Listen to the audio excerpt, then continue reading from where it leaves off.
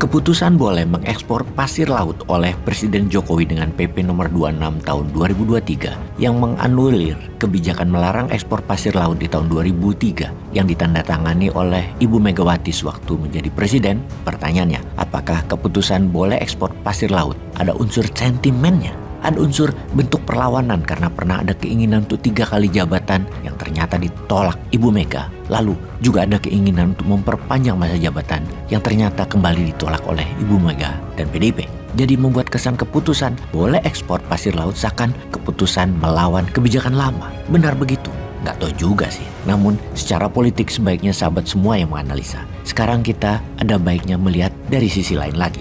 Kita mulai dengan pertanyaan, apakah dengan membantu Singapura meluaskan wilayah daratnya, Indonesia diuntungkan? Indonesia untung secara materinya berapa banyak? Atau misalnya, untuk membangun IKN kah uang masuk dari Singapura beli pasir laut tersebut?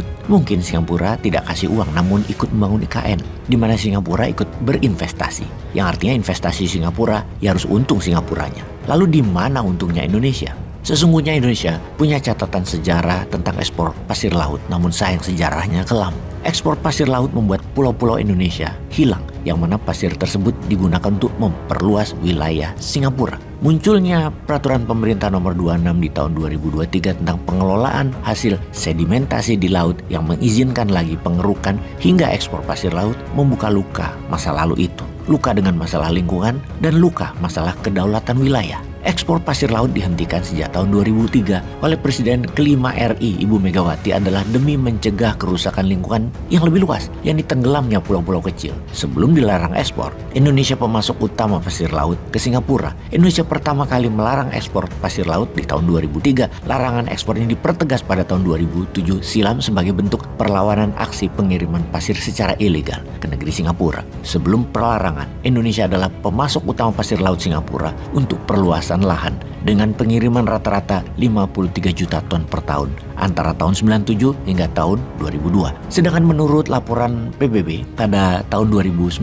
negeri Singapura adalah importir pasir laut terbesar di dunia. Bahkan Singapura mengimpor 517 juta ton pasir laut dari para negara tetangganya, termasuk Malaysia dalam 2 dekade lamanya. Pada tahun 2007 lalu ekspor pasir laut untuk reklamasi Singapura sempat menghilangkan 2 pulau milik Indonesia yang mana itu dilakukan secara ilegal. Oleh karena itu banyak pihak setuju dengan pelarangan ekspor tersebut. Karena memang Indonesia nggak mendapatkan apa-apa dari ekspor pasir laut itu. Ada pulau yang hilang, lingkungan rusak, dan Indonesia harus keluar uang banyak untuk memulihkannya. Jadi Indonesia menanggung pulau hilang demi perluasan Singapura dan demi sedikit uang receh. Dari sisi kedaulatan, ini yang sering abai pemerintah saat ini. Semakin maju atau semakin luas daratan Singapura, maka perhitungan perairannya pun semakin maju. Wilayah perairan Indonesia menjadi semakin mundur. Sudah itu banyak pulau yang hilang kala air laut pasang. Bayangkan, berdasarkan data pemerintah Singapura, lahan negara itu meluas hingga 2,7 km persegi selama 2018. Perluasan itu bagian menjadi yang terbesar selama 1 dekade terakhir. Singapura menggunakan metode reklamasi untuk mengekspansi luas negaranya. Pada tahun 2019, setidaknya negeri Singapura sudah meluaskan lebih dari 1/4 luas awal negaranya, yaitu 720 km persegi saja, di mana sebagian besar pertumbuhan terjadi sejak kemerdekaan, yaitu di tahun 1965. Jadi, bolehkah kita pertanyakan alasan mengizinkan ekspor pasir laut itu demi apa? Apa karena IKN jadi harus disegerakan? Apakah demi IKN Indonesia harus rela kehilangan sebagian wilayah lautnya, pulau-pulaunya, dan kerusakan lingkungan keaneka-hayatian laut di gerbang maritim Nusantara di ujung Selat Malaka tersebut? Atau ada agenda lain yang kita tidak tahu? Menurut sahabat, bagaimana komentarnya? Peace.